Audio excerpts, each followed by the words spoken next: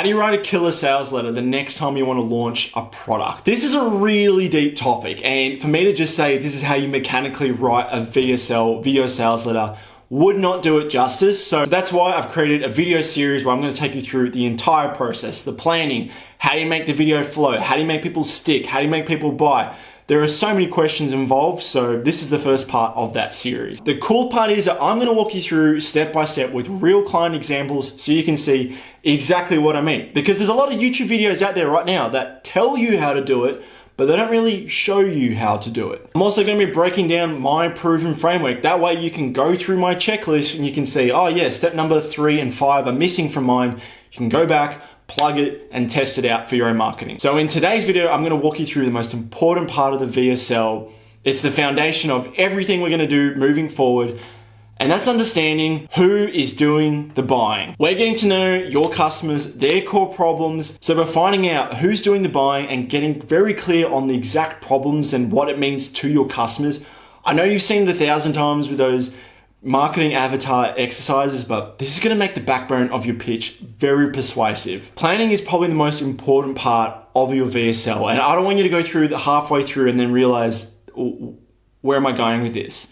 You need to understand this foundation. Who is doing the buying and who is talking to you right now? G'day, well, my name is Jules Dan. I'm a freelance copywriter and email list manager with over $10 million in client results. This is a channel to help you get more customers, make more per customer, and keep them coming back with the power of the pen. Now, let me tell you a fun fact about VSLs. So I'm not gonna pretend to be some guru who sold millions and millions of dollars with a VSL. I just haven't. But what I actually have done is created some VSLs for some clients who maybe had a new product that's never been launched before and use that to make a cool 50K. So we're gonna bring those insights over into this video today. If you're interested in that, seeing the framework that worked for me, then you're gonna absolutely love this video. Now, do you wanna know the weird thing about this VSL? I didn't follow some script, I didn't follow some template. One morning, after being very frustrated with looking around on YouTube of how you actually write a VSL, because fun fact, I was tasked, this is my first ever VSL before we actually got this result. I just took all my experiences of writing copy and understanding the customer very, very well, and then writing this thing out in about 4 hours straight. It was kind of scary how it all happened. And then after I finished it, after the results, I looked back through it and I found very distinct patterns, and we're gonna cover those patterns and principles into a framework that you can follow right now. Now in today's video, we're gonna be going over what to do first in terms of that foundation. In the next videos, we're gonna be talking about the 12 steps, the 12 patterns, those principles, those building blocks that I mentioned to help write your VSL. Now before we sort of dive into the foundation and who's doing the buying and understanding it, and why is this so important? I just want to pre-frame with this story. So my very first VSL, which actually never got tested, but was with this dude called Brian Minkata. Now, he's one of the best YouTube ad media buyers in the world right now. I've never written a VSL for him, and he's this dude who writes VSLs all the time. Now, the weird thing is that I gave this VSL to Brian and he absolutely loved it. I've never written a VSL before. Why was that the case? Well, because everything flowed logically from one thing to the next. I like to view VSLs as just a conversation with somebody. You're just talking with them. It's not some manipulative, scammy affiliate marketer thing. You're just having a conversation. And the way you make this work, and your way to make ideas flow well into each other, is that you understand who's doing the buying extremely well. That's what we're gonna get into. Who is doing the buying? It's a bloody damn good question, because when you think about it, audiences aren't just, one entity.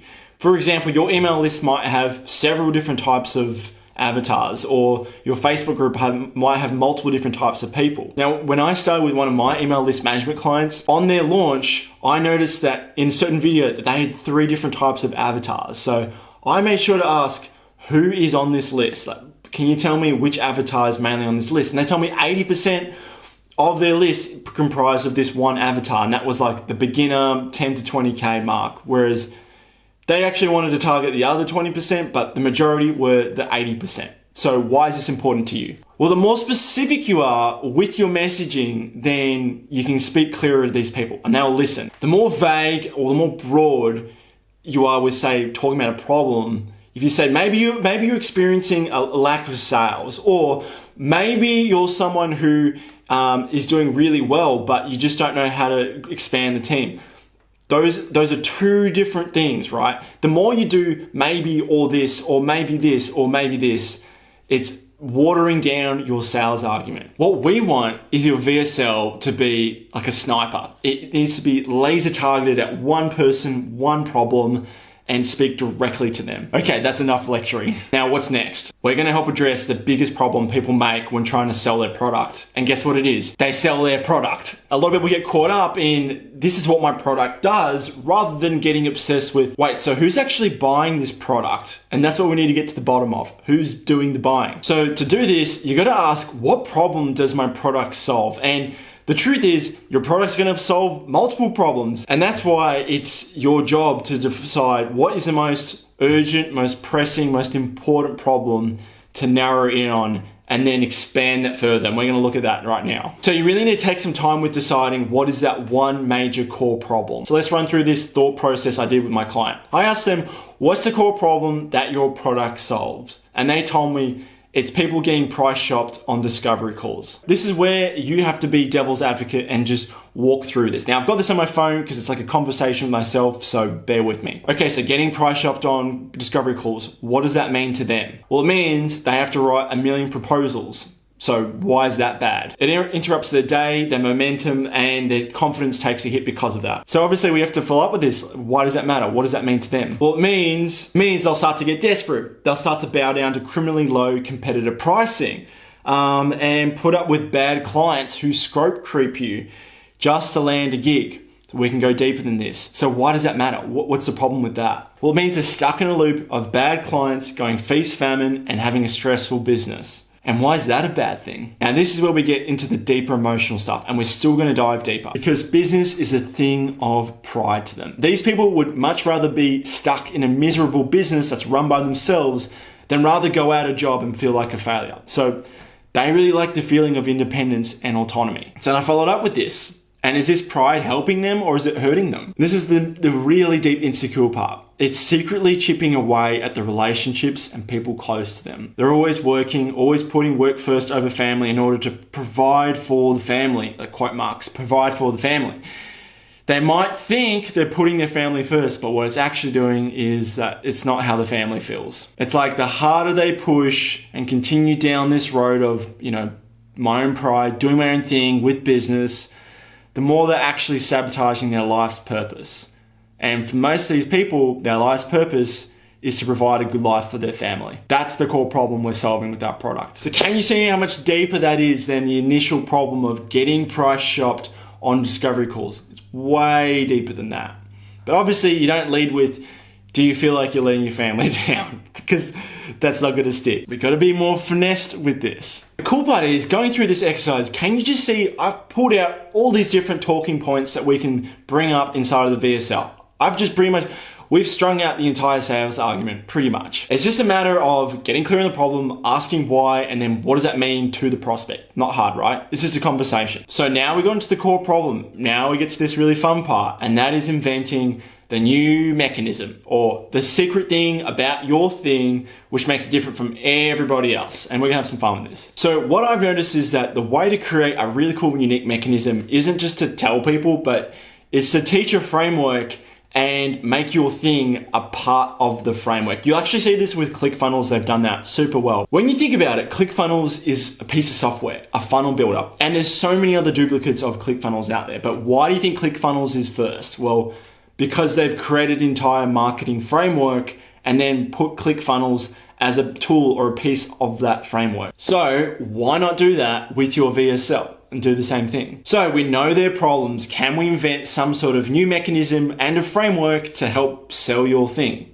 Yes, you can. Let's do it. But the thing is, before we dive into building out a framework and all these things, these are the core ingredients you need to have. Otherwise, just the framework won't work. So does your thing actually produce results? Can you show there's tangible proof of at least 3 to 5 people getting results with your thing? If you don't have this, then stop. Let's just go get those results and then come back to this video. Now, obviously we need this because as we're explaining the mechanism and the framework, we can make a claim and then back it up with proof. Otherwise, It's just a claim. Now, in the future videos of this VSL series, I'll show you how to take these testimonials and intertwine it with the framework. But for now, I'm just planting the seed and just get you thinking about, okay, I'm gonna need these pieces in the next video when I actually go write this. The next cool thing is that we need to understand what are those core objections. So for this mob, we had, why would anyone ever pay me $500 to get on a discovery call? I'm not a strategist and I don't feel comfortable about running a paid discovery. How do I sell a paid discovery when prospects are used to getting on a free discovery call with my competitors? Those are just 3 high-level examples that I wrote for my client.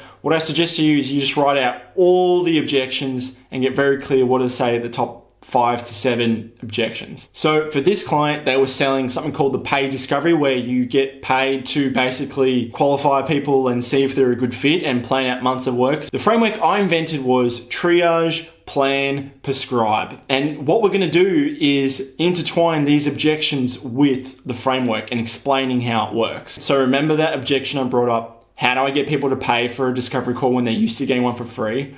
Well, this is when you would introduce some part of your product, like a feature. It's a bloody good question, right? And something you need to address. You can't just sweep it under the rug. So that's why you could subtly slip in, well, you know, in the triage phase, we actually give you these scripts which help turn your prospects into a 15-minute phone call where you can quickly qualify them without wasting a full hour. And then from there, how to conduct that 15-minute call. And then of course, with this triage phase, the first part of the framework, I answer all the questions. And yes, I went back to step 1. I backed everything up with proof. I didn't just say you need this 15-minute script because that's how you should do it. I said, no, the first step is you need to triage people. Well, how do you actually take someone who's just say like a lead in your inbox and onto this 15-minute call and qualify them and potentially set them up? Well, this is how this person did it. So from there, you've got your objections, you're building out your framework. I like 3s. 3s are a really good number. So a 3-part framework, maybe 3 objections per framework. Remember, I've got the triage, plan, prescribe. Yours might be different. Hopefully after today's video, you've gotten clear on who's doing the buying, the objections, the unique framework and mechanism you need to create. You can get really clear on the planning stage of your VSL. This is gonna make the writing part so much easier, because when you have a plan and you know what to talk about and you pretty much understand your customers' problems, then you too can have that little moment where you're just sitting down at the computer for 4 hours and it all just comes out. So I highly recommend you go check out my next couple of videos. If I've just published this, then it'll be out the following week, but the next videos are going to be on those 12-step framework to actually mechanically write this VSL. Everything from hooking the person from the very start, keeping them engaged, all that really good stuff. You should go check out the playlist over here.